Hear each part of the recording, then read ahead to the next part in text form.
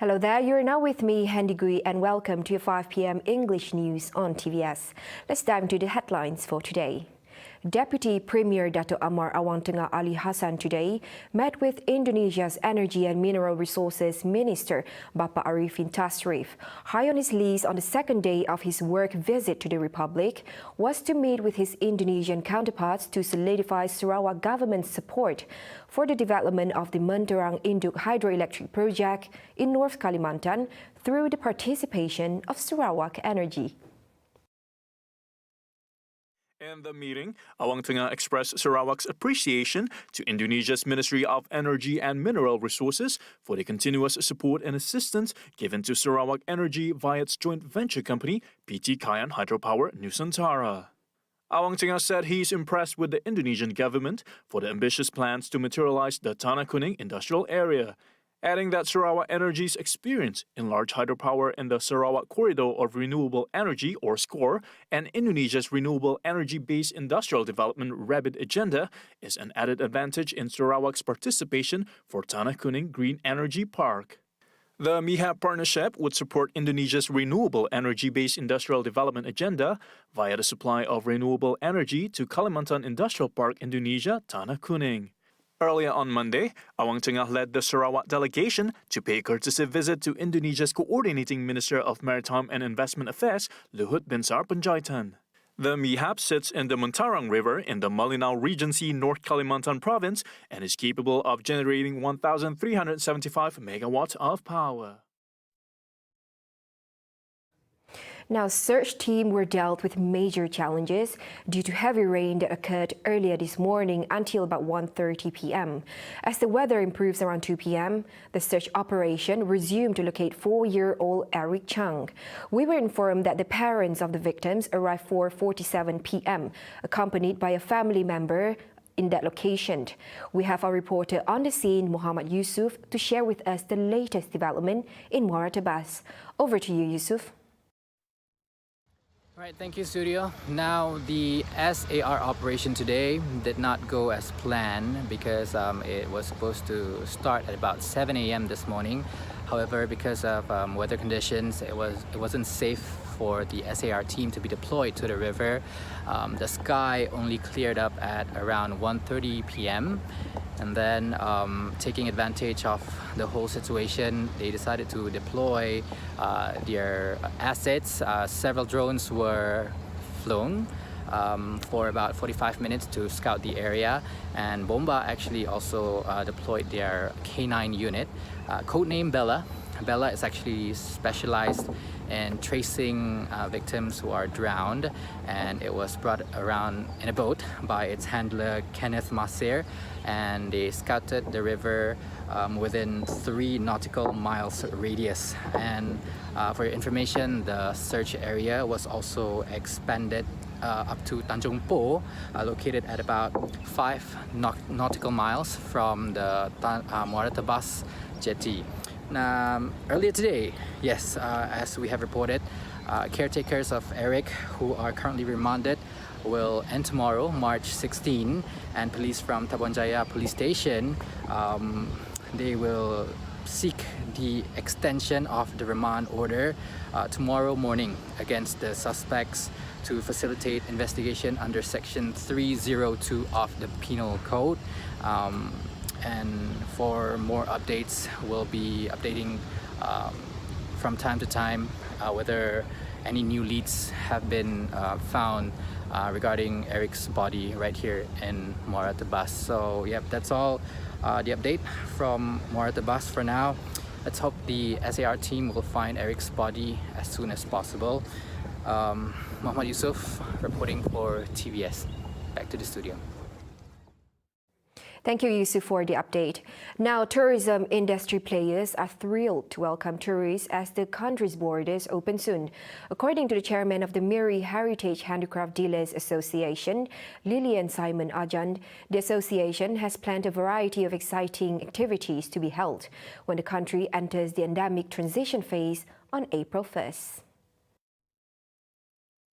Kami plan juga mau buat kelas menganyam bakul, and then Dan SING pun kami orang semua tergandala. Because kami macam saya sendiri ada juga saya ajar budak-budak menari. So ada juga orang tua yang orang warga emas yang pergi menari. So all this semua kena stop sudahlah. Mudah-mudahanlah semoga dapat diteruskan selepas border ni buka. Tapi ini untuk macam kegiatan aktiviti kami ini hanya di Miri sajalah buat masa ini. Dia macam cultural nights macam itulah yang kami fikir. Meanwhile, handicraft entrepreneurs at the Borneo Heritage Handicraft Centre also welcomed the announcement of the endemic transition phase beginning April 1st. According to entrepreneur Hilda Tiang, she said they had to use other initiatives to continue their business, such as using online platforms since the national border was closed. Bagi saya, actually kalau border buka, dia memberi peluang kepada kita sebab sebelum COVID kita punya industri di sini kita banyak menjual pelancong banyak yang dari Brunei dan dari luar lah. Sebab sekarang ni bila COVID melanda kita slow. Kalau kita tidak buat online memang kalau nak harap customer yang walk in memang susah lah. Memang betul-betul slow. Saya harap bila border dah buka, diharap bila Brunei dah dapat masuk, and then kita dapat bangkit lagi seperti sebelum ini. As for Chin Choi Ching, he agreed that the opening of the national border can help handicraft entrepreneurs like him to earn an income through the arrival of foreign tourists. Kalau dia masuk pelancong memang bagus. Kita mau sell suat, dia sell macam mana saya bayar. Tidak cukup bayar macam dia orang 1, 2, 3 semua caput kaki. Pulang kampung sudah. Mana dia mau setiap bulan mau sendiri tanggung mau rugi lah.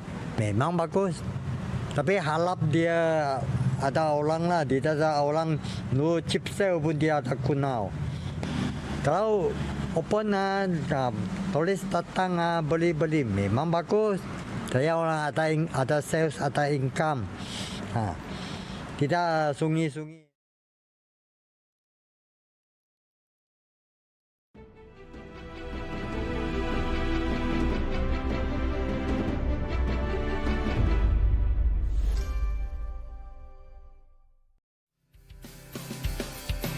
Mun mau tahu sini Siti makan minggu to?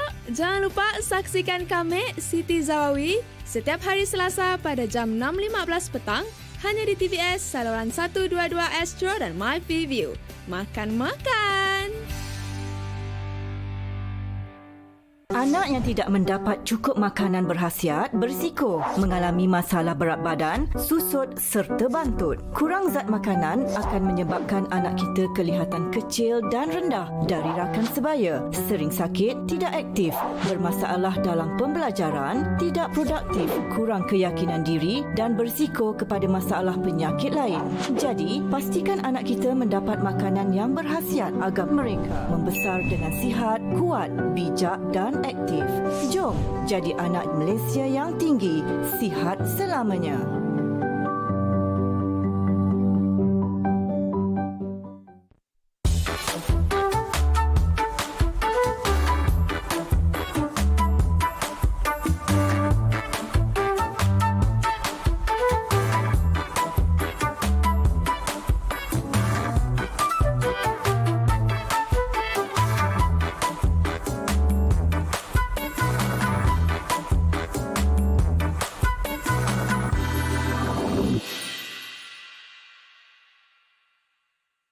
yang bermain untuk satu matlamat. Hai, kau tu. Aduh, dah lah gaya.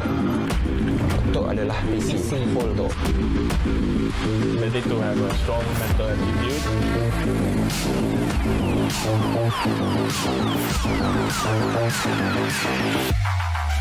Saksikan rancangan info majalah hobi kami pada setiap hari Selasa jam 7.15 malam hanya di TVS saluran 122 Astro dan My TV.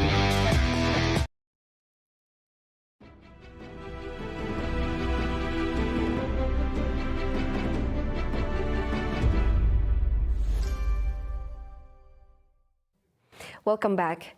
Now empowering startup companies and early-stage social enterprises in achieving sustainable growth and enhancing the innovation entrepreneurship ecosystem in Sarawak. Therefore, young entrepreneurs in Sarawak are urged to tap on the opportunities offered by Shell Livewire to enable them to further advance in their respective field. And I am happy to see that Shell Livewire program support local entrepreneurs to access knowledge, skill, network, resources, and turning their business ideas into successful enterprises. Furthermore, we can witness from this program, entrepreneurship goes a long way in promoting gender equality by developing women entrepreneurs and creating employment for the fairer sex. Len Talith also praised Shell for introducing the Entrepreneurs Development Program to the people of Sarawak in 2017. He said that it was in line with the aspirations of the Sarawak government to promote entrepreneurs and empower high-growth startup companies on a global scale. To date, Shell has invested over 3 million ringgit in organizing such a program and awarding approximately 400,000 ringgit as a startup grant, and has also trained over 400 new entrepreneurs in the state. Now moving on, the public is advised to take heed of warnings issued by the relevant authorities to be more prepared to face the monsoon transition phase, which started yesterday until mid-May. Environment and Water Minister Datuk Sri Tuan Ibrahim Tuan Man said, in contrast to the northeast monsoon, which is associated with rainfall for a long period of time, the monsoon transition phase would cause thunderstorms, heavy rain and strong winds in a short period of time, namely about 1 to 3 hours.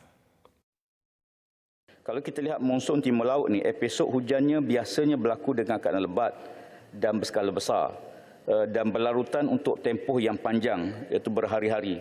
Hujannya berpanjangan dan biasa kita boleh bagi amaran lebih awal, 2 ke 3 hari sebelum berlaku banjir kita boleh, sebab taburan hujan yang boleh kita cerap.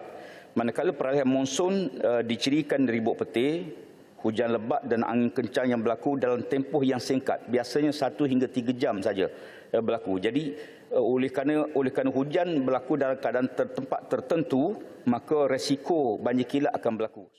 He was responding to a supplementary question from Datuk Che Abdullah Mat Nawi, who wanted to know the difference between rain and disaster impact during the northeast monsoon and the monsoon transition phase, as well as the government's measures in dealing with them. Adding further, he said the ministry was working closely with various agencies, including the National Disaster Management Agency NEDMA and the National Disaster Command Centre NDCC, besides holding discussions with the police, civil defence force and the armed forces in dealing with disasters in the country. And that concludes the 5 p.m. English news on TVS.